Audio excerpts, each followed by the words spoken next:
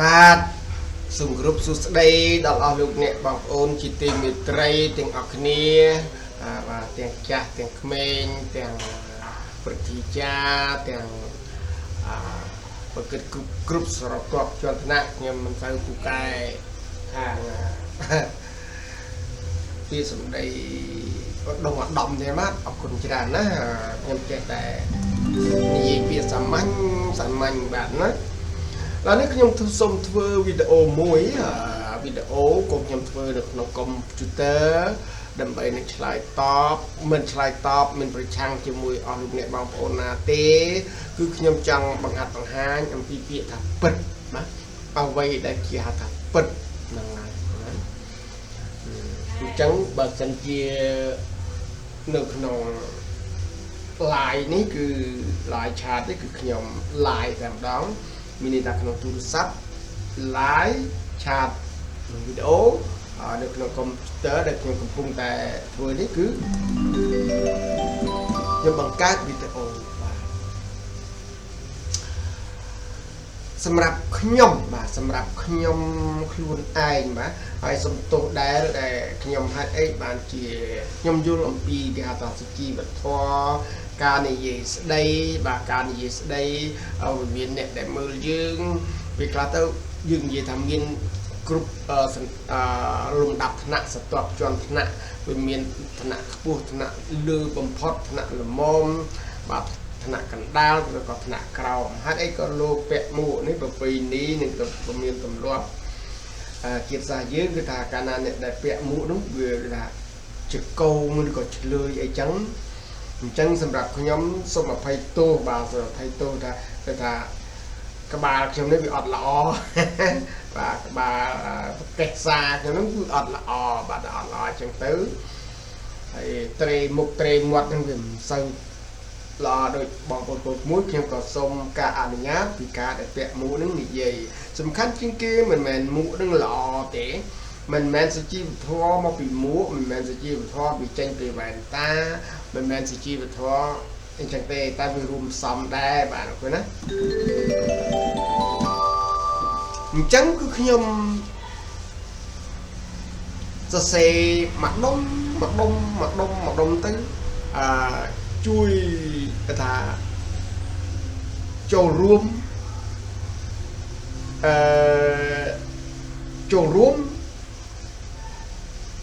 បង្ហាត់បង្ហាញអំពីពាក្យថាសុខសន្តិភាពបាទសម្រាប់សុខសន្តិភាពរបស់ខ្ញុំខុសគេបាទខុសគេបាទខុសសុខសន្តិភាពគឺបើសិនជាសន្តិភាពមួយម៉ាត់សម្ដេចតេជោលោកតែនិយាយថាអត់សង្គ្រាមនោះបដងអាដាមហើយបាទបដងអាដាមអត់សង្គ្រាមប៉ុន្តែសុខសន្តិភាពបាទសុខហើយសន្តិភាព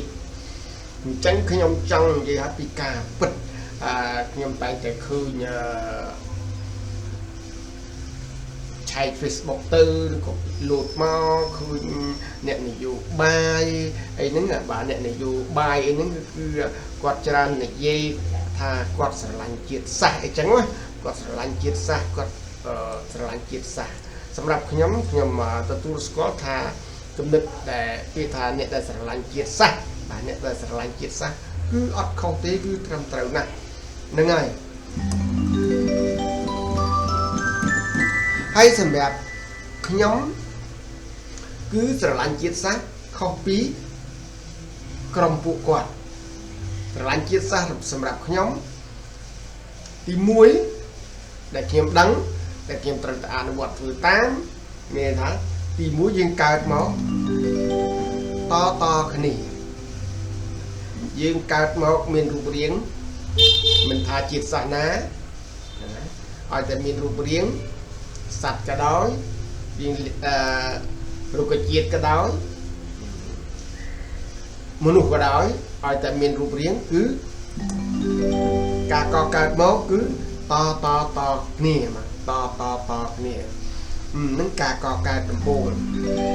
បាទហើយបើការចេះដឹងក៏តគ្នាឥតមានអ្នកណាដែលកើតមកហើយ ចេះដឹងដោយឥតមានអ្នកប្រាប់ទេត្រូវតែមានរីឯដំណឹងក៏ដឹងតគ្នាដំណឹងហ្នឹងគេថាព័ត៌មានដែរណាថ្ងៃយើងនិយាយតាមពីវប្បធម៌គឺព័ត៌មានបាទសម្រាប់ខ្ញុំនិយាយថាដំណឹងដឹងការតែដឹងឬសូរសំឡេងពីប្រាប់គាត់ថារឿងនេះពីការចេះរឿងនោះពីការចេះក៏តគ្នាមានអ្នកខ្លះក៏ឃើញព្រឹត្តិការណ៍ពិតអ្នកខ្លះក៏មិនបានឃើញព្រឹត្តិការណ៍អញ្ចឹងអ្នកដែលមិនបានឃើញព្រឹត្តិការណ៍មានន័យថាគាត់ដឹងតគ្នាបើសិនជាអ្នកដែលបានឃើញព្រឹត្តិការណ៍នោះកើតឡើងគាត់បានឃើញសកម្មភាពដែលកំពុងតែកើតឡើងនៅក្នុងមុខគាត់ណាអញ្ចឹងខុសនឹងត្រូវខុសក៏តគ្នាត្រូវក៏តគ្នាបាទអានេះអ្វីដែលខ្ញុំចង់លើកយកមកនិយាយបាទខុសក៏តគ្នាត្រូវក៏តគ្នាបាទអូខេដឹងក៏តគ្នាឮក៏តគ្នាចេះក៏តគ្នាតគ្នាកើតក៏តគ្នាកន្លែងនេះមិនក៏និយាយទៅគេថាសំញាំដដែលបាទពិចារណាកន្លែងនឹងឲ្យមែនតើអស់លោកបងប្អូនណាសម្រាប់ខ្ញុំចង់ឲ្យបងប្អូនយល់អំពីគេយករូបថតអ្នកនេះរូបថតអ្នកនោះយកមកគេថាជាការវាយប្រហារគ្នាឬថាបង្អាប់គ្នាគេថារិះគន់ខ្ញុំអត់ទេខ្ញុំយកសំឡេងតន្ត្រីបាទសំឡេងតន្ត្រីយកមកឧទាហរណ៍ឲ្យបងប្អូនយើងស្ដាប់សំឡេងភ្លេងនេះ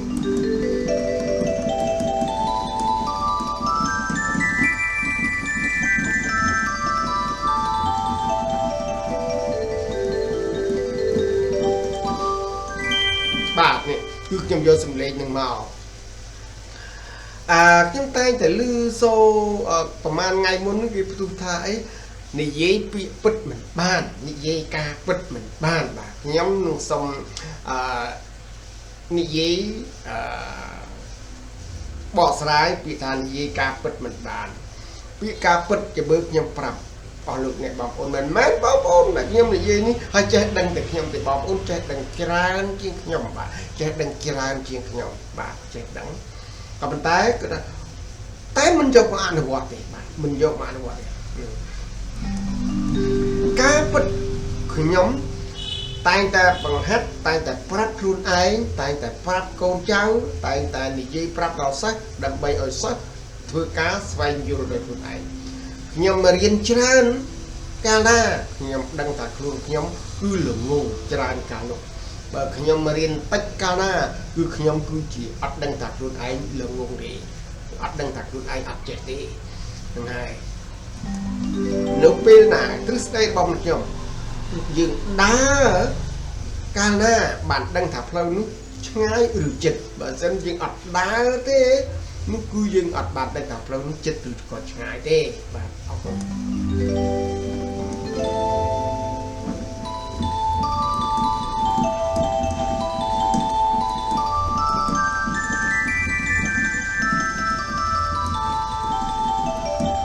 បាទវីដេអូនេះគឺអមទៅដោយតន្ត្រីសំឡេងចាណូដែលខ្ញុំលេងបណ្ដាឡាយបណ្ដាធ្វើបណ្ដាបាទអូខេខ្ញុំឧទាហរណ៍យកសំឡេងភ្លេងតន្ត្រីយកមកប្រាប់បញ្ជាក់ប្រាប់បងប្អូនថាអ្វីដែលពិតបាទទី1នៅក្នុងខ្ទង់ព្យ៉ាណូនេះគឺយើងមើលឃើញតែខ្មៅនិងសមានតែ2ហ្នឹងគត់បាទមានតែ2វាស្មើនឹងនៅលើភពផែនដីនេះមានតែខុសនឹងត្រូវបាទមានតែខុសនឹងត្រូវបាទអូខេណាហើយចំអាមិនបានគ្រូហ្នឹងឬក៏អាតាហ្នឹងយកអាពាក្យអញ្ចឹងមកធ្វើឯងនិយាយអីណាមកប្រៀបធៀបជាមួយនឹងនយោបាយអញ្ចឹងអូខេខ្ញុំយកមកបង្រៀនអ្នកដែលនយោបាយឆាវអ្នកដែលអត់ចេះធ្វើនយោបាយបាទឃើញណាហេតុអីបានជាមានអ្នកខ្លះធ្វើនយោបាយមិនចេះបរាជ័យមានអ្នកខ្លះធ្វើនយោបាយមិនដែលឈ្នះបាទអញ្ចឹងវាអាចពាក់ព័ន្ធមួយអ្នកដែលអត់ចេះអ្នកដែលមិនចេះអញ្ចឹងអូខេ ខ្ញុំនិយាយពីពិត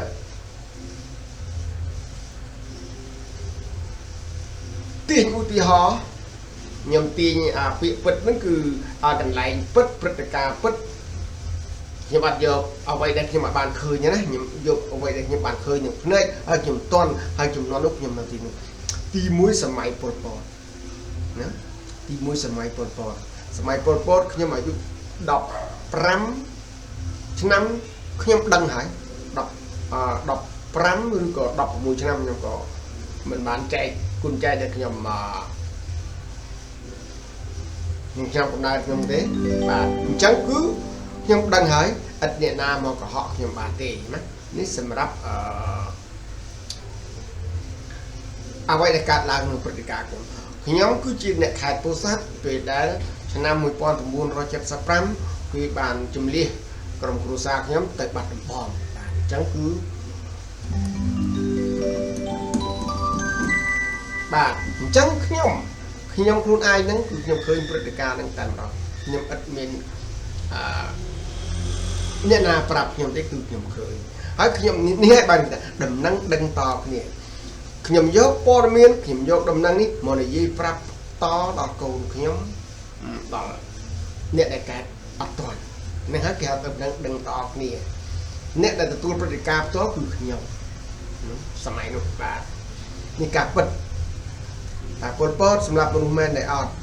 តែប៉ុលពតបង្អត់បាយមនុស្សមែនដែរអត់តែប៉ុលពតធ្វើការដោយគ្មានមកគ្មានវេលាដែរអត់មែនដែរអត់តែប៉ុលពតមានតុលាការដែរទេមានអត់មានទេគ្រប់យ៉ាងប៉ុលពតអត់មានអត់ទាំងអស់ប៉ុលពតខ្ញុំតែងតែប្រើពាក្យថាអ្នកណាប្តឹងមុនអ្នកណាប្តឹងមុនអ្នកណាប្រាប់មុនគឺនឹងឈ្នះអត់ពីព្រោះថាបើគេមកចាប់គេមកហៅគឺគេអត់បានសួរថាអ្នកឯងធ្វើអញ្ចឹងមែនទេគឺអត់បានសួរមកណាហើយចាប់តាមចងកម្មាស្លាបសេកពេលខ្លះគឺចងខ្សែគូហើយអាវុធយុទ្ធភ័ណ្ឌអត់ច្រើនទេជាងការកំភ្លើងកាឡាប៊ីនមួយដើមបាទកំភ្លើងកាឡាប៊ីនមួយដើមឬគ្នាឆ្លូបពីរនាក់ជាងការក៏មានកំបិតគេហៅថាបន្លាយតាត់ហ្នឹងដាវហ្នឹងអត់មានដាវបន្លាយតាត់ហ្នឹងមួយអីចឹងទៅអញ្ចឹងមនុស្សគ្រប់ទាំងអស់គឺអត់មានហ៊ានឬបំរាស់ទេបាទអូខេនឹងពិតរឿងអត់ពិតហើយពេលនោះក្រោយមកខ្ញុំនឹងលឺសូរកកំភ្លើងដែលវៀតណាមចូលមករំដោះនោះហើយគឺពិតបាទក្រកកំភ្លើងគេឲ្យដំណឹងថាគេប្រាប់ពីសម័យនោះគេថាយូនចូលត្រៀនពៀន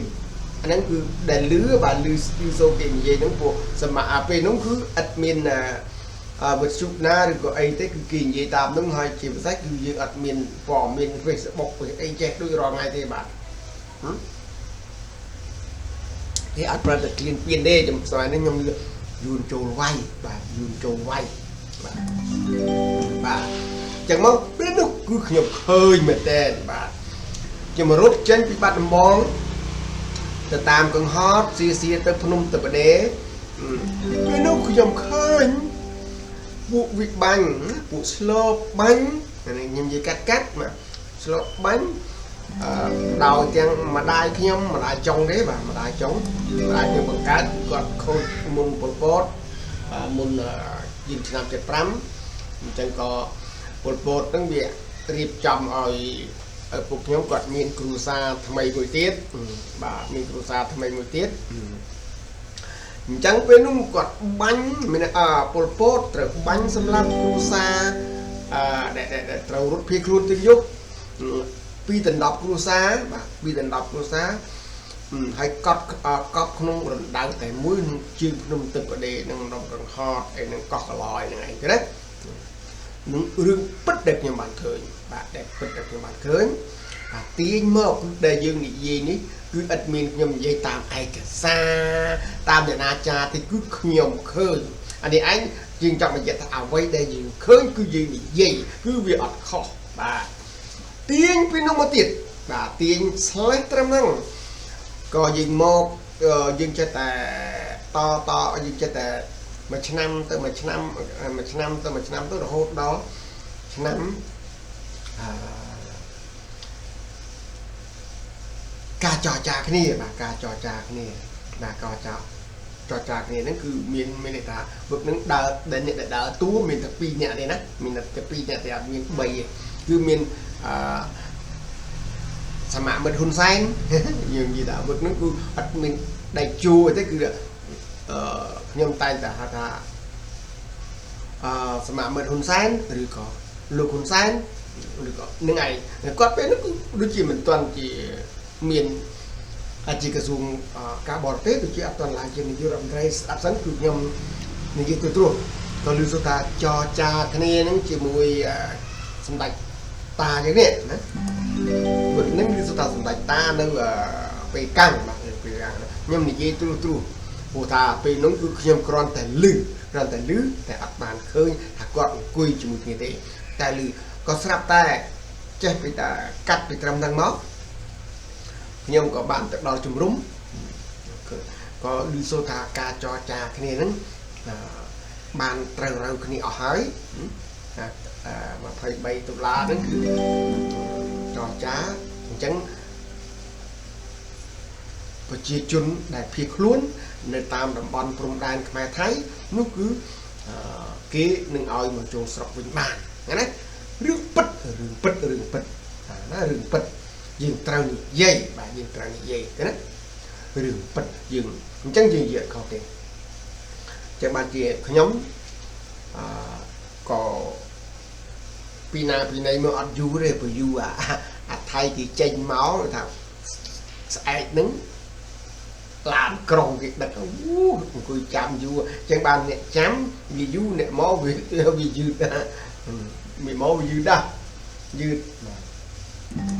ba đôi chọc về đường mò không ai dương trong sọc vinh bài dương trong sọc vinh mình toàn chia sẻ miền bạch bánh kia đấy chọc bánh kia tới cứ đầu tại bánh kia chỉ một không ai cả hòm ní lên vì đừng một tiền là trầm năng cuộc nhom khơi rất ca ngày pram ngày bờ muối cao bờ man má ngày pram cao bờ muối cao bờ pơ rồi có ai kia cao bờ pơ là cao bờ pơ để bánh kia ní rất ca đại rương bứt miên bứt ca đại mưa ai kẻ xa ai thế bên nó cứ nhom nơi à na nhom nơi chết te nhạc buồn trai dừng được khèm mà không xèo đúng này ba ok đó nó chỉ đường bật nó cứ cao bị ngày prang lại muối năm bị cao bật cái thà sòng kiếm muối sầm lo cũng bự muối sầm lo cũng bự bạn này nó cứ để bấy để dừng là gì bị cả bật bát ok biết đúng không có nhom chập ram năm cao bay để ca điệp trong bao năm nước tim mũi nước nông sọc dương nông bờ tây dương cứ miền cái nặng rất bằng tay rồi đó là bị nè nó cứ chỉ cả bất gì tao được gì chắc mà nhưng có nói như vậy giờ ca áp bật thì mình vậy bạn quý tiền là trăm năm đó là pel đại chú lô từ ban từ tầm nét tâm nông thì mùi nâng phụ mai cả hòm oi mộc cho châu nó không sừng cung chiết nè na thưa ấy ở đây thật thưa nâng nè na nơi lại na ở đây thật lại nâng nung để bạn bằng ca để ta chia nỉ dù bài chi nè cùng nứt chi nè cái đấy chẳng pelu hai bà pelu hai để nhom chập đám khơi chập đám vô rồi bà ní gì khi mà vậy nè ọt đôi chị ai cái giá kia sẽ thế ọt miền này na bên chia thế cứ nhom trong prap pam pi ao quay để bật để bỏ ôn nhom mưa cười ấy cái sọc máy như gì bật mình bán mình mang thếแต่การนั้นนี่คอปดย่อมเยอะเนี่ยบางทีย่อมเยอะคอปดคอปิกาปดนะมันเยอะคอปดนะยี่คอปิกาปดมินเนี่ยเจ còn đặt nhom bắt ban thì group chung chui để là đâm nên nọ thì còn đặt nhom là gì mà bông đặt nhiều khơi mà chẳng cứ cái ăn dọc tụ pi như thế ok muốn cái slide làm này có dương khơi ông pi ca áp hiệp vật nó không có tiết đó cũng sót dương này để ta chắp đi năm pi pon năm ponผมบุญกาวผมใบมะมีนี่ท่ายืมมีการสระสรุปนี่หายแต่สาแต่หมายถึงจูแต่บานยืมแต่ผมมองไอ้แตงมาก่อหอมแต่ไอ้น้ำมาจูบจุ่มนี่อนุรุณเนื้อกาก่อสร้างสตินั่นคือมาก่อหอมก่อสกเจ็ดมอเนื้อโรคดอกสับไงนี่คือการปิดสไลด์ไปตรำนั่งไปสิ่งเกรียมกับเราจับหนึ่งชั้นกาวผมใบจับมีนี่ท่าโจสกสันแต่เพียบอัดแรงบังขณีตีท้ายยังก็เอายกอาการลุยบังขณีอาการพลอนขณีจุ่มรึขณีกลุ่มนุ่มขณีกี่อัดยกอันนึงมาเร่นะอันนั้นคือวิจิตรไอถึงจุนเปียถ้าสันแต่เพียบคืออัดมีนสังเกตอัดมีนปักปุนะแต่บกอสังเกตบังยกเนี่ยจันเตนะหนึ่งจังcứ khi bạn khởi tòa nhưng bạn khởi tòaคือแต่เวลาโหเราไปทำน้ำมันnày một sập ngày nè bà cá đi này dây cạp bật lọt cột ha nhom khơi bên nung cứ nhưng mà bạn khơi spin chơi dùng vá miền pt khi mà bạn khơi spin được bà nó miền pt nhưng có bạn khơi cái ta spin tunnel gas spin gas spin ấy nó cứ nhầm ọt bàn khơi đấy nhưng mình từng squat phong chẳng cứ khơi ca đại vì ca rít chùm rán để dương này về tam phía xa với người ta chùm hiên kinh cũng pi mùi năm tơ mùi năm và việc cho tơ đa tơ của bàn miền spin và spin trôi dùng quá hột miền pi về đắng từ máu spin bao nó có miền có khơi miền spin nè lương nó có khơi miền spin na mà lê na đâu đi có khơi miền spin này làm cho về tiết bạc nhưng bạn khơi tài lư mà tại bạn tránh đi hai dương này gì mà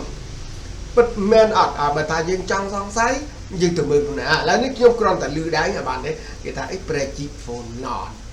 chẳng khi nhầm nâng ai sạch xế bọt chìm đi muối cứ prechip phone nọ tại khi mình đang đặt chừng vậy đấy còn là cùng rùm cái đại chừng chẳng tá cái chi mà đã tại cho bạn khơi thế ta nhầm nâng sừng cơm đặt ngày nào muốn nhầm nâng từng 10 đấy chẳng đi hái cả bất kỳ cứ như gì chẳng nè cứ như gì chẳng và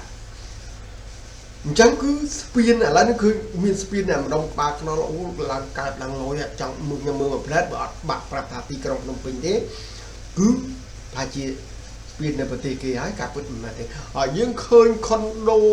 bu nửa ti trong đông bình nhom này nắng nắng nhập khơi ở trong khơi bù ray bạc cát lang stê thật group ti kinh lạnh và nít chỉ cả bớt đại diện trao đi vậy và cát đại dương khơi mình hơi hay đại này gì từ ta nè na là khi nhom hiên này gì chẳng ta nè na để thả mà chậm lục ru xuân đến đây quạt bây còn gì về xa chẳng nhưng mình chưa thật chắc bắp hiên một chặt nhom để giải nhom này gì tại cả bớtนี่ให้การปุ๊บได้ยินนี่เย็นนั่นคือเรียนนี่เย็นจังบาดลูกเนี่ยบางคนนะคือนี่เย็นจังเคยไอ้นี่เย็นนั่งให้นี่เย็นนั่นอ้อยเพียบบาสเปียนปีคือกินนี่เย็นสเปียนปีบาสเปียนใบคือนี่เย็นสเปียนใบบาสเปียนบักยืนนี่เย็นสเปียนบักโดยประการไอ้เนื้อไอ้หน้าทั่วไอ้เนี่ยหน้าเนี่ยทั่วนี่เย็นจังเย็นอัดเหมือนtừ bầm phơi kìนี่เนื้อขนมประเทศกัมพูชีสับไงประเทศขมายสับไงนี่ยี่มีแต่นี่ยี่กาปุ๊ดอะปราจีมีแต่ดับเนี่ยหรือก็มาโรยเนี่ยที่ขนมกาซาปอร์มีนเนื้อขนมประเทศกัมพูชีสับไงเนี่ยรีไอเนี่ยนี่ยี่บ่มพลื้ អ្នកនិយាយបំភ្លៃអ្នកនិយាយដោយអត់ពិតរាប់ពាន់ហើយរាប់ពាន់ហើយដោយសារអញ្ចឹងបាទរាប់ពាន់ហើយអ្នកអត់និយាយអត់ពិតគឺមកពីអ្នកចំណែនឈ្នះនេះនិន្ទាអ្វីផ្សេងខ្ញុំនិយាយភាសាហ្នឹងគឺខ្ញុំនិយាយមិនខុសទេពីព្រោះថានិយាយពាក្យពិតដែលមុននោះគឺសម្ដេចបតិបណ្ឌិតប៊ុននីលោកទៅវះកាត់ហើយមានស្វាមីរបស់គាត់សម្ដេចជួគឺនៅថែទាំគាត់មានទាំងយប់ទាំងថ្ងៃពិតពិតបូកជាមួយនឹងបងប្រុសរបស់សម្ដេចតេជោបង្កើតបងអស់គាត់ឈឺដែរក៏ប៉ុន្តែមានន័យថាគាត់នឹងមានន័យថាគាត់វ័យចាស់ហើយវ័យចាស់ហើយមានន័យថាគាត់នឹងលាចាកយើងគ្រប់គ្នាឬក៏ភាសាមួយទៀតគេថាលាចាកផែនដីនេះទៅអ្នកណាមួយដែលគេចផុតអញ្ចឹងមានន័យថាបើឃើញគាត់អញ្ចឹងគឺនិយាយពិតគាត់ពិតជាអញ្ចឹងដែរមានសម្ដេចតេជោគាត់ពិតជាទុកជន់ទុកទី1ភរិយាទី2បងតែយើងនិយាយចឹងមកបើយើងនិយាយគឺថាគាត់យើងអត់ចូលចិត្តគាត់និយាយថារឿងហ្នឹងវាពិតចឹងមែនហ្នឹងហើយគ្រូសាគាត់បាត់និយាយថាគាត់ដល់គាត់ថាអីបតិបណ្ឌិតអីទេគាត់មិននិយាយថាយើងគាត់ហ្នឹងហ៊ុនសែនគាត់ឈឺគាត់វះកាត់មែននិយាយចឹងមកនៅពេទ្យណាអ្វីដែលយើងមិនដឹងមិនបានតាមដានមានថាគាត់ដឹងវះកាត់នៅពេទ្យណាឬក៏នៅក្នុងផ្ទះគាត់មិនដឹងនេះពោះឋានៈគាត់ជានាយករដ្ឋមន្ត្រីគឺមិនមែនដូចយើងនេះណានិយាយចឹងមកគ្មានច្បាប់ណាដែលកាត់ទោសយើងបានឡើយក៏ធ្វើអីយើងបានឡើយប៉ុន្តែគឺអត់មានច្បាប់ណាដែលកាត់ទោសយើងបានទេដល់ទៀតទោះយើងបានទេហើយខ្ញុំនិយាយនេះគឺខ្ញុំហ៊ានប្រឈមមុខនឹងសេចក្តីពិតយុត្តិធម៌ហ្នឹងខ្ញុំអត់ជឿថារាជរដ្ឋាភិបាលឬក៏ច្បាប់ហ្នឹងមកកាត់ទោសខ្ញុំហៅខ្ញុំទៅស៊ូទេអត់ទេពួកខ្ញុំនិយាយពិតពលពតមានទេអញ្ចឹងមែនទេគាត់ថាខ្ញុំពុកហ្នឹងខ្ញុំនៅក្មេងតែខ្ញុំអត់ខ្ញុំទៅឃើញគ្រប់ជ្រុងជ្រោយអត់ទេខ្ញុំឃើញកន្លែងណាខ្ញុំនិយាយកន្លែងហ្នឹងពិតអត់បំភ្លេចទេ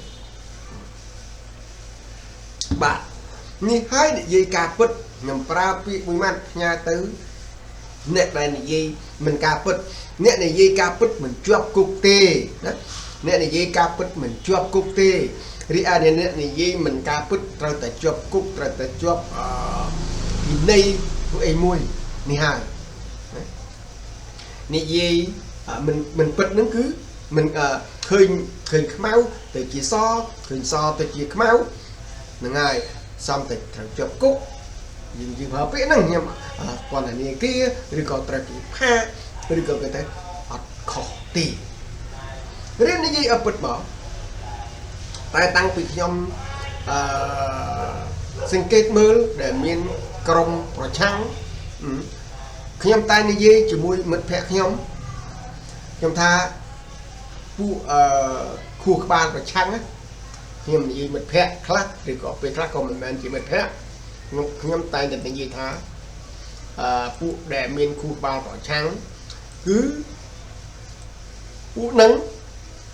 បើទោះជានៅស្រុកយើងនេះអាថ្នល់តាមថ្នល់តូចថ្នល់ធំណា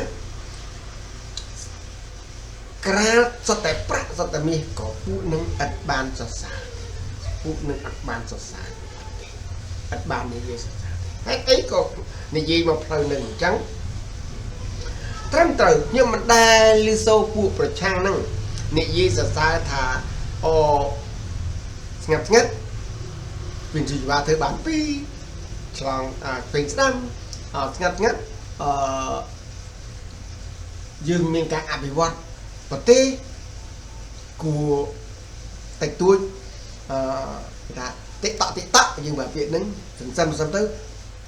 គួរសរសើរដែរពួកប្រឆាំងមិនដែលនិយាយពាក្យហ្នឹងទេឥតសោះ គឺមានតែមួយគត់គឺមានតែពាក្យថាចិត្តរលំចិត្តរលាយចិត្តរលំចិត្តរលាយមានតែពាក្យនឹងមួយទេដែលយកមកនិយាយបាទណាឃើញទេអញ្ចឹងខ្ញុំនិយាយនេះអត់ខុសទេអ្នកដែលនិយាយដោយអត់ចេះគិតអត់ចេះពិចារណានិយាយដោយក្នុងការនិយាយក្នុងការខឹងដែលខ្ញុំតែនិយាយថាអីបញ្ចេញមតិអ្នកដែលបញ្ចេញមតិហើយនឹងអ្នកបញ្ចេញកំហឹងឃើញទេអញ្ចឹងពួកខ្ញុំនេះគឺខ្ញុំអ្នកបញ្ចេញមតិណាខ្ញុំអ្នកបញ្ចេញមតិខ្ញុំអត់បញ្ចេញកំហឹងតែពួកប្រឆាំងគឺគេបញ្ចេញកំហឹងគេបញ្ចេញកំហឹងរបស់គេតែដោតទាំងអស់ហ្នឹងតែមានតែមួយដែលគេធ្វើដែលគេចាប់ដើមគឺមានតែតកូលហ៊ុនមួយគេអត់និយាយទាំងអស់គេមានបំណងផ្ដួលតែតកូលហ៊ុនទាំងមួយបានជាខ្ញុំតែងនិយាយប្រាប់បងប្អូនកូនមួយថាចេះខ្ញុំនិយាយថារឿងអ្វីក៏ដោយវាកើតចេញពីមួយវាអត់ដែលកើតចេញពីពីរទេវាកើតចេញពីមួយអញ្ចឹងឃើញទេអញ្ចឹងគឺគេយកមួយជាគោលដោយសារតែតកូលហ៊ុនគឺជាអ្នកដែលដឹកនាំប្រទេសអញ្ចឹងគេអត់មានតកូលនេះអត់មានតកូលរិននេះទេអត់មានទេណាអសុននេះអត់មានទេណាអត់ទេគេសម្ដៅទៅនេះអញ្ចឹងយើងគិតមើលតើគេស្រឡាញ់ជាតិទេអត់ទេតើគេនិយាយការពិតទេអត់ទេការពិតខ្ញុំនេះមើលភ្លេងដែលគេដាក់មកវាមាន7សំឡេងហើយបើសិនជាចំណុចសម្គាល់របស់វាគឺវាមានតែសនិងខ្មៅគឺអ្នកប្រាជ្ញគឺគេបានដៅចំណាំឈ្មោះវាមួយមកវា7វាមានឈ្មោះផ្សេងគ្នាខ្មៅនេះក៏វាមានឈ្មោះផ្សេងគ្នាបាទក៏វាមានឈ្មោះផ្សេងគ្នាអស់អ្នកណាដែលចង់ចេះភ្លេងហ្នឹងលេងឲ្យវាបានពីរោះឲ្យបានត្រូវតាមក្របខ័ណ្ឌនៃច្បាប់ភ្លេងសំនៀងហ្នឹងវាមានសំនៀងរញ៉េរញ៉ៃសំឡេងរញ៉េរញ៉ៃមានសំនៀងមួយអត់រញ៉េរញ៉ៃគួរចង់ស្ដាប់វាមានសំឡេងមួយពីរោះរណ្ដំវាមានសំឡេងមួយអត់ពីរោះរណ្ដំចាំមើលឧទាហរណ៍ខ្ញុំធ្វើតាមច្បាប់អ្វីដែរយើងចេះ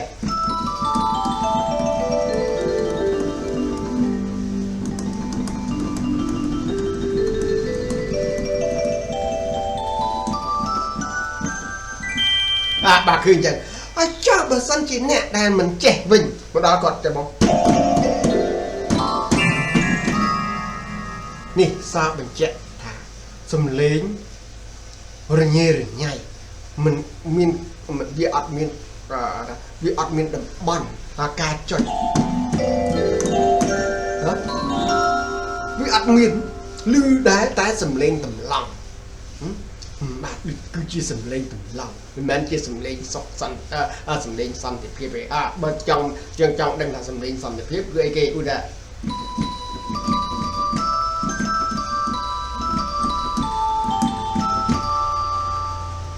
ហរណ៍វាលឺហាក់បីដូចជាបត់អីមួយប៉ុន្តែនឹងគឺជាសំឡេងស្ដាប់គួរចង់ស្ដាប់គឺជាសំឡេងសុខសន្តិភាពបើអត់សុខសន្តិភាពវិញនេះ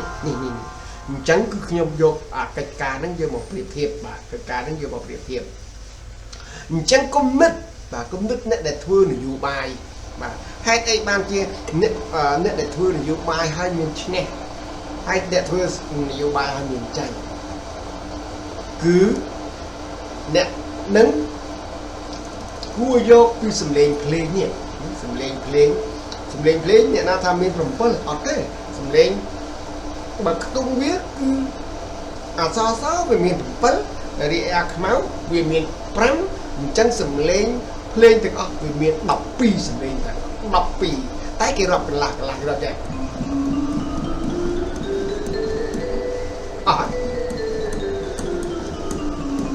បាទអូខេសំឡេងភ្លេងមាន12បាទតែតួខ្មៅនិងសតួខ្មៅមាន7តួខ្មៅមាន5បាទអ ចឹងគេចងក្រងមកគេចងក្រងមកបានដោយអូតូម៉ាទិកបានដោយអូតូម៉ាទិកអញ្ចឹងគេចង្អុលប្រាប់ថាអូអានេះឈ្មោះដូ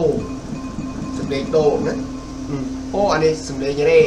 គេដាក់ឈ្មោះមកជាស្រេចសម្លេងមីអានេះសម្លេងហ្វាណាបាទអានេះសម្លេងសណាអានេះសម្លេងឡាអានេះសម្លេងស៊ីចាំមកនេះវិញដូវិញបាត់ដែរដូរ៉េមីហ្វាសូឡាស៊ីដែរបាទចានេះអាខ្មៅនេះបើយើងលេងពីឆ្វេងមកស្ដាំគេហៅថាដូយេរ៉េយេគឺអត់មានចានេះអាប់មីនេះអត់មានមីយេទេអញ្ចឹងក្នុងហ្នឹងបានរ៉េយេសំទោសដូយេរ៉េយេហ្វាយេសូលយេ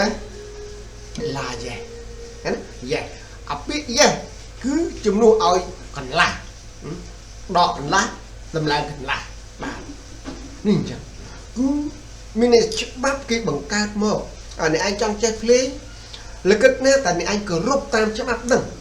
ច្បាប់វាឈ្មោះវានឹងនៅតាណានៅអីនៅឯណាចុចអាម៉េចបានវាចេញជាភ្លេងបាទចុចអាម៉េចបានវាចេញជាបទបើអ្នកអត់គ្រប់ច្បាប់នឹងទេណាគឺអ្នកអាចចេះភ្លេងទេហើយគេអត់ត្រូវការស្ដាប់សំឡេងអ្នកឯងចុចភ្លេងគេទេណាអានឹងហើយដែលចង់និយាយថាការពិតអញ្ចឹងអាតួអង្គទាំង12នាក់នេះស្មើនឹងការនៅសម្លេងនៅផ្សេងគ្នានៅឡើយអត់ទាន់ប្រគំគ្នាអត់ទាន់ចងក្រងគ្នាធ្វើជាបទចម្រៀងមួយទេគឺវានៅសម្លេងដូនៅដូរ៉េនៅរ៉េមីនៅមីហ្វាសូឡានៅអត់ទេប៉ុន្តែដល់តែពេលគេចាប់ដើមបង្កើតមកបណ្ដុំគ្នានិពន្ធមកដើម្បីឲ្យមានជាបទភ្លេងមួយគេយកសម្លេងទាំង12ហ្នឹងយកមកចែកគ្នាចម្ងាយគ្នាត្រូវប្រើសម្លេងអីខ្លះបង្កើតចេញជាបទភ្លេងវាស្មើនឹងអ្នកធ្វើនយោបាយដែលចងក្រងធនធានមនុស្សមកដើម្បីយើងចង់ធ្វើអីមួយបង្កើតអីមួយស្នាដៃអ្វីមួយណាស្នាដៃអ្វីមួយអ្នកធ្វើនយោបាយគេតែងនិយាយថាគេស្នេហាជាតិអ្នកធ្វើនយោបាយគេតែងតែចង់ដឹកនាំជាតិគេចង់កែប្រែស្អីមួយអញ្ចឹងទៅគេចង់ឃើញស្នាដៃរបស់គេណាអញ្ចឹងបើសិនជាយើងចង់បានគំនិតដែលដឹកនាំជាតិនឹងធ្វើការបម្រើជាតិនឹងឲ្យបានត្រឹមត្រូវតោះតែយើងជ្រើសរើសរកធនធានមនុស្សណាដែលធនធានមនុស្សដែលស្ដាប់បង្គាប់ដែលស្ដាប់បង្គាប់យើងប្រាប់ទៅឆ្វេងគេទៅឆ្វេងយើងប្រាប់ទៅស្ដាំគេទៅស្ដាំហើយចុះបើសិនជាយើងដាក់ទៅគេមិនស្ដាប់គេមិនយើងឲ្យទៅឆ្វេងគេមិនទៅយើងឲ្យទៅស្ដាំគេមិនទៅនោះមានន័យថាភាពរញ៉េរញ៉ៃយើងអត់ធ្វើអីបានជោគជ័យទេអញ្ចឹងបើសិនជាយើងនិយាយមកមនុស្សវិញមនុស្សគេតែនិយាយថាអីគេវាមានច្បាប់បាវចនារបស់គេគឺវាមានលទ្ធិកុម្មុយនីសផ្ដាច់ការហើយលទ្ធិសេរីមានតែពីរហ្នឹងអត់មានអីទៀតទេតែឡើយគេបានបែកមកអីណាលទ្ធិប្រជាធិបតេយ្យលទ្ធិកុម្មុយនីសផ្ដាច់ការកុម្មុយនីសផ្ដាច់ការនៅដដែលអត់មានដាក់ដោះដូរទៅណាទេបាទអូខេអញ្ចឹងគេបែងចែកពីលទ្ធិហ្នឹងអញ្ចឹងអស់អ្នកណាដែលគេស្រឡាញ់លទ្ធិប្រជាធិបតេយ្យគេថាអីគេយកអីគេគឺគេយកចំនួនប្រជាពលរដ្ឋអីមកធ្វើគេសុំចំនួនប្រជាពលរដ្ឋច្រើនមានន័យថាជោគជ័យអ្នកណាដែលអត់មានប្រជាពលរដ្ឋគ្រប់គ្រងមានន័យថាប្រជាពលរដ្ឋអត់ត្រូវការនឹងចាញ់បាទអូខេអញ្ចឹងយើងសិក្សា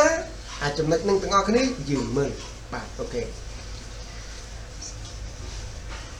ដោយសារតែយើងអត់ចេះ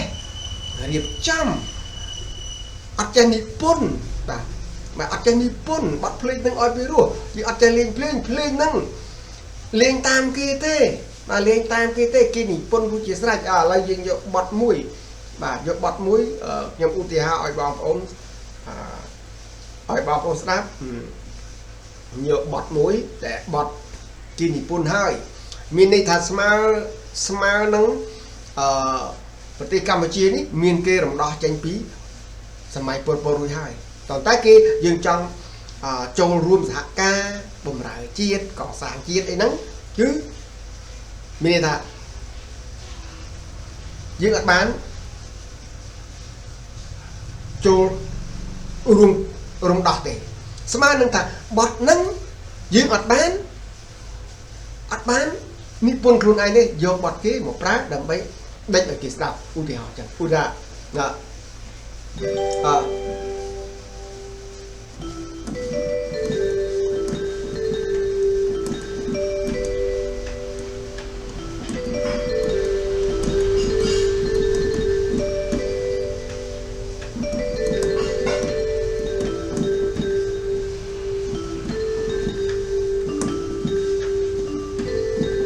បាទនេះក៏គាត់ផ្លត់ដៃតែបន្តិចឃើញវាឆ្កោកនេះអញ្ចឹងពាក្យពិតច្បាស់គេឲ្យថាអូបត់កន្សែងកន្សែងក្រហមណាកន្សែងបងកកន្សែងក្រហមហ្នឹងនេះបត់ដំបូងហ្នឹងដាក់អ្នកនិពន្ធគេឲ្យផ្ដើមចេញពីទី1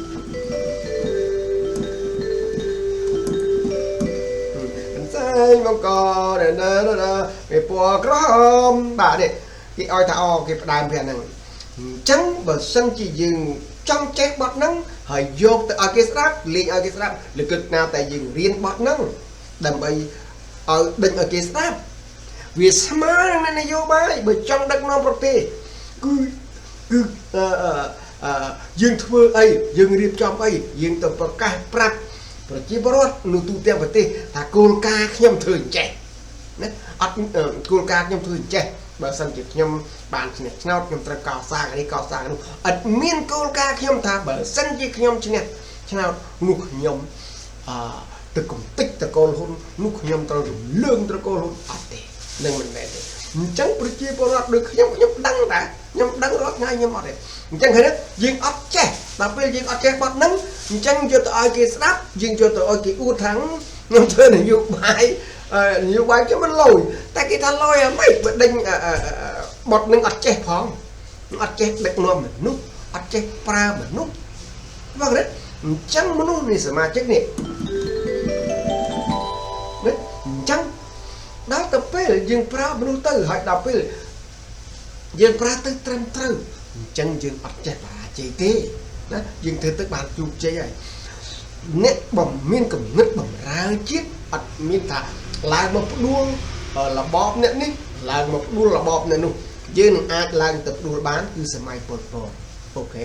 ព្រោះរបបនឹងរបបសម្រាប់មនុស្សអញ្ចឹងគឺយើងឡើងផ្ដួលយើងឡើងកំទឹកមកយើងឡើងកោះរំលើងមកអូខេយើងឡើងហើយពាក្យថារំដោះហើយ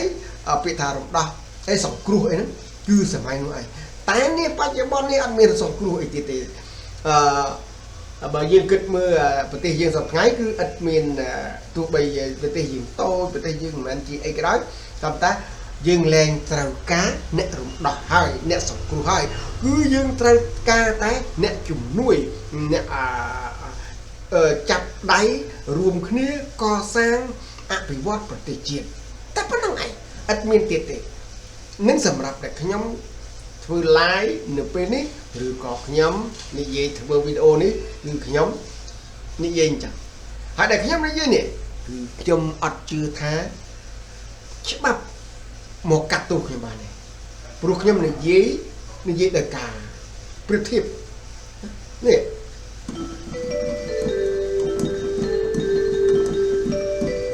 មានន័យថានេះនយោបាយអ្នកយើងនិពន្ធបកយើង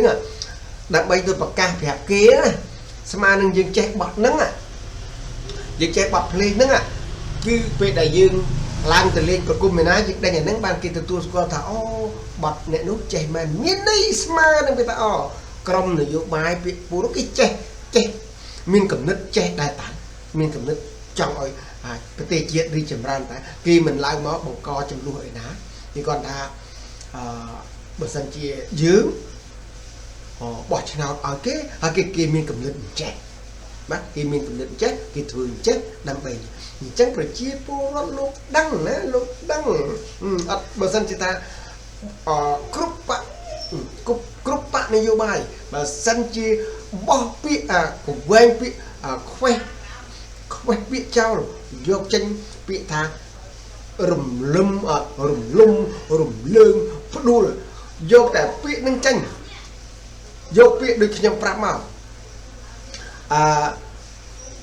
យើងសហការគ្នាដើម្បីកសាងជាតិបាទខ្ញុំបោះឆ្នោតខ្ញុំនោះខ្ញុំនឹងជាប់ឆ្នោតមួយអាណត្តិហ្នឹងគឺខ្ញុំមានគំនិតថាត្រូវធ្វើចេះហើយរីឯអ្នកដែលចាញ់ខ្ញុំព្រោះខ្ញុំឲ្យគាត់រស់មានការងារធ្វើដដែលមានសិទ្ធិសេរីភាពបញ្ចេញមតិដដែលខ្ញុំជឿថាកម្ពុជាយើងនេះលយណាស់លយបំផុតណាអត់ទេអត់លំអៀងទេគឺធ្វើអីក៏ជោគជ័យដែរនៅក្នុងខកម្ពីដែលខ្ញុំបានអានដែលខ្ញុំកំពុងតែរកនៅក្នុងអេម៉ូសណាកាន់កម្ពីអេម៉ូសចំពុក3ខ3អូតើបើមនុស្ស2នាក់មិនត្រូវគ្នាផងមនុស្ស2នាក់និយាយមិនត្រូវគ្នាផងមានគំនិតផ្សេងគ្នានោះមិនអាចដើរឬក៏រស់នៅជាមួយគ្នាបានទេធ្វើអីក៏អត់បានដែរគេណាអញ្ចឹងចោះបើសិនតែយើងអ្នកធ្វើនយោបាយបាទអូខេអ្នកធ្វើនយោបាយចេញមករំលំចេញមកផ្ដួល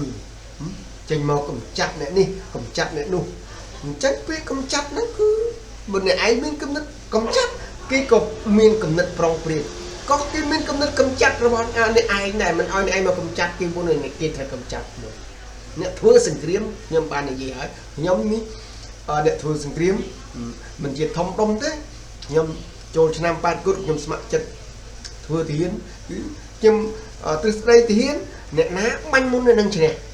អញ្ចឹងគេអត់អើយអ្នកឯងដេកគេពុកដេកឲ្យអ្នកឯងមកបាញ់លេងហ្នឹងគេចាំនិយាយភាសាហ្នឹងរឿងពិតគឺវានៅកន្លែងនេះបាទអញ្ចឹងគឺខ្ញុំប្រៀបធៀបអញ្ចឹងអូ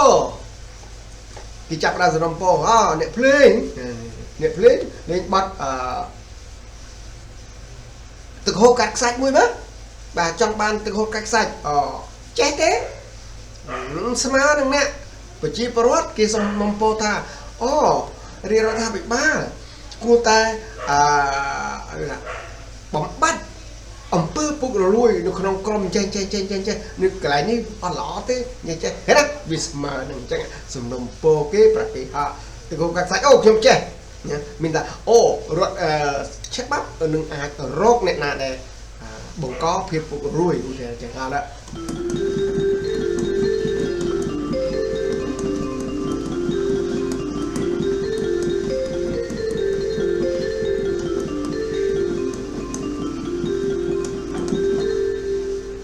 អូខេនេះហើយពាក្យថាចេះពេលដែលប្រជាពលរដ្ឋសំណុំពរនោះអូខេដោយសារតែអ្នកដែលកាន់ក្តាប់អំណាចអ្នកកាន់ក្តាប់ប្រទេសគឺមានគ្នាយ៉ាងច្រើនថា1000នាក់ឲ្យចុះឥឡូវយើងមានរហូតដល់17លាននាក់អ្នកណាទៅដឹងមើលមិនឃើញមើលមិនអស់គឺបានជាគេបង្កើតវាមានថ្នាក់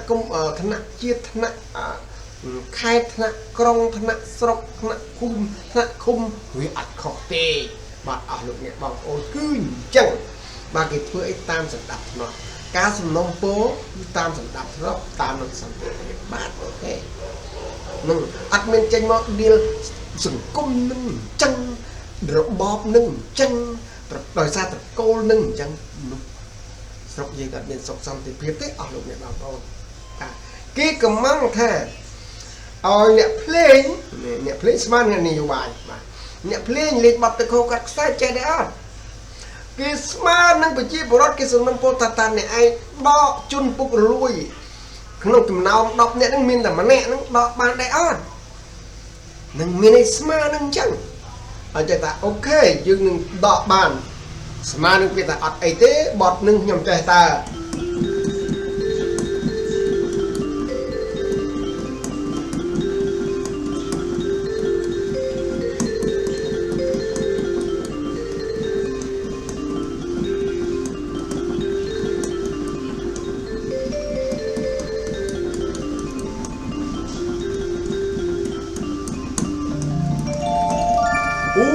ពិតជាចេះមែនមានន័យថាអ្វីដែលយើងចេះដោះស្រាយមានន័យចំណេះដែលយើងចេះពិតប្រាកដ មានន័យថាបើយើងយកច្បាប់យកទៅដើម្បីបំបត្តិអំពើជននឹងមិនជនដែលមានន័យថាជនដែលខុសច្បាប់បាទគឺជនខុសច្បាប់គឺពុករលួយជននឹងមិនមែនរបបនឹងទេមិនមែនសង្គមនឹងទេមិនមែនក្រុមនឹងទេណាអត់ចឹងបានមិនមែនរបបនឹងមិនមែនសង្គមនឹងមិនមែនក្រុមនឹងទេគឺបុគ្គលនឹងតែមួយឬពីរទេទាញមកភាសាខ្មែរយើងវិញអីគេសុភាសិតគេថាត្រីស្អុយតែមួយគឺមួយកន្ត្រកស្អុយតែមួយស្អុយទាំងអស់អត់បានទេសម័យនេះគឺជាសម័យ digital សម័យវិទ្យាសាស្ត្រអត់ទេត្រីណាដែលវានៅក្នុងត្រកនោះទៅដកក្បត់ចោលវិញដកក្បត់ចោលអាស្អុយនោះមានត្រីនេះវាងាប់បាត់ហើយអាងាប់នោះមានស្មានអីគឺជាមនុស្សដែលអត់ស្គាល់ការខុសត្រូវមនុស្សចង់បានតែឯងមនុស្សលោភលន់ធ្វើការយកឈ្មោះរដ្ឋទៅប្រើយកឈ្មោះអំណាចយកអំណាចទៅប្រើតែប្រើដើម្បីប្រយោជន៍ខ្លួននេះហើយដែលប្រទេសយើងសម្បូរទៅដោយសង្គមនោះអញ្ចឹងយើងដឹកនាំគឺយើងរកមកយើងអត់មានធ្វើអីទេគឺបើប្រជាពលរដ្ឋថាអូសំណុំពរឲ្យរាជរដ្ឋាភិបាលមើលមកនេះភូមិខ្ញុំនេះគឺអត់មានផ្លូវទេអត់មានផ្លូវចាក់ប៊ីតុងទេហើយគ្នាច្រើនណាស់ 3-4,000 គ្រួសារនោះហើយវាមានបន្លាយអញ្ចឹងទៅពេលខែវស្សាពិបាកដែរណាសូមឲ្យរាជរដ្ឋាភិបាលអាជ្ញាធរនឹងមើលផលពិនិត្យផលសូមឲ្យសំណុំពរឲ្យរាជរដ្ឋាភិបាលធ្វើផ្លូវឲ្យខ្ញុំមួយខ្សែមកនិយាយអញ្ចឹងមើលនិយាយអញ្ចឹងមកបាទអានេះហើយគេហៅថាបញ្ចេញមតិយើងអត់មានបញ្ចេញកំហឹងទេបើមកវាថាជួនកាលយើងបញ្ចេញម្ដងនឹងអត់បានទេបញ្ចេញពីរដងនឹងអត់បានបញ្ចេញដល់ដែរប្រាប់ដល់ដែរខ្ញុំជឿថារាជរដ្ឋាភិបាលត្រូវតែស្ដាប់យល់ទេត្រូវតែស្ដាប់អញ្ចឹងហើយសម្ដែងពិតការពិតនិយាយដូចខ្ញុំណាខ្ញុំនេះខ្ញុំហ៊ាននិយាយថាខ្ញុំនិយាយនេះមិនខ្លាចទេខ្ញុំមិនជឿថាសម្ដេចតេជោសម្ដេចទេតបដីបវរទេបដីមកចាប់ទោសខ្ញុំមិនជឿដោយសារតែខ្ញុំនិយាយអញ្ចឹងនេះហើយទ្រឹស្ដីអ្នកដែលស្រឡាញ់ជាតិទ្រឹស្ដីសម្រាប់អ្នកស្រឡាញ់ជាតិទ្រឹស្ដីដែលចង់ឲ្យជាតិរីកចម្រើនចង់ឲ្យប្រទេសជាតិរីកចម្រើនទ្រឹស្ដីអញ្ចឹងគំនិតអញ្ចឹងយើងអត់មានគំនិតថាពេលដែលអញបានឡើងគឺរបស់របរដែលចេញស្នាដៃពីត្រកូលហ៊ុនទាំងប្រមាណកំតិចចោលទាំងអស់មនុស្សហ្នឹងគឺជាមនុស្សមួយដែលបើយើងប្រើពាក្យបំណាត់មនុស្សនឹងខ្ញុំអត់ប្រើពាក្យឆ្កែទេសំទោសណាឆ្កែគឺសត្វនោះល្អមិនមែនដូចពួកក្រុមប្រឆាំងទេក្រុមប្រឆាំងខ្ញុំអត់រាប់ថាឆ្កែទេក្រុមប្រឆាំងខ្ញុំរាប់ថាពួកជំនាញពួកជំនាញនឹងវានៅក្រោមដីវាអត់បានឃើញពន្លឺថ្ងៃទេអញ្ចឹងខ្ញុំប្រើពាក្យថាត្រឹមជំនាញត្រឹមអីចឹងមកណាបាទអត់ទេបើឆ្កែអត់ទេឆ្កែស្គាល់ម្ចាស់ឆ្កែល្អកាលណាអ្នកណាឲ្យបាយវាស៊ីអ្នកណាអញ្ចឹងវាស្គាល់ឲ្យវាចងចាំពេញមួយជីវិតបាទវាអត់ចេះក្បត់ម្ចាស់វាទេតែបើសត្វចិញ្ចើមអានោះអត់ដឹងអីទេវាស៊ីតែដីវាអត់ដឹងណាអញ្ចឹងខ្ញុំនិយាយភាសានេះគឺសម្រាប់ប្រាប់បង្រៀនដល់អស់លោកអ្នកបងប្អូនដែលតែងតែនិយាយអីឃើញអីណាទៅចាប់អូននោះនិយាយខ្ញុំមិនបានស្ដាប់អីផងខ្ញុំមិនជឿថាបើសិនជាអូននោះនិយាយដូចតែខ្ញុំនេះអត់នេះឡាចាប់បានទេអត់ទេខ្ញុំនិយាយអញ្ចឹងបើសិនជារាជរដ្ឋាភិបាលដែលតាំងពី79មកដូចអត់មានឃើញអីទៅមុខសោះឃើញតែអំពើពុករលួយអីអត់មានស្ពានក៏មិនមានថ្នល់ក៏មិនមានខុនដូក៏មិនមានប្រជាពលរដ្ឋក៏ធ្វើស្រែមិនបានរញ៉េរញ៉ៃខ្ញុំនឹងក៏មិនគ្រប់គ្រងដែរបាទហើយខ្ញុំនិយាយពីពាក្យថាសេដ្ឋកិច្ចធ្លាក់ចុះហើយពួកកសិកម្មដូចជាធ្វើស្រែធ្វើដំឡូងស្អីមកគ្រប់យ៉ាងម្នាក់តែនិយាយថាឲ្យរាជរដ្ឋាភិបាលជួយតម្លាជួយទិញផលិតផលទិញស្រូវថោកណា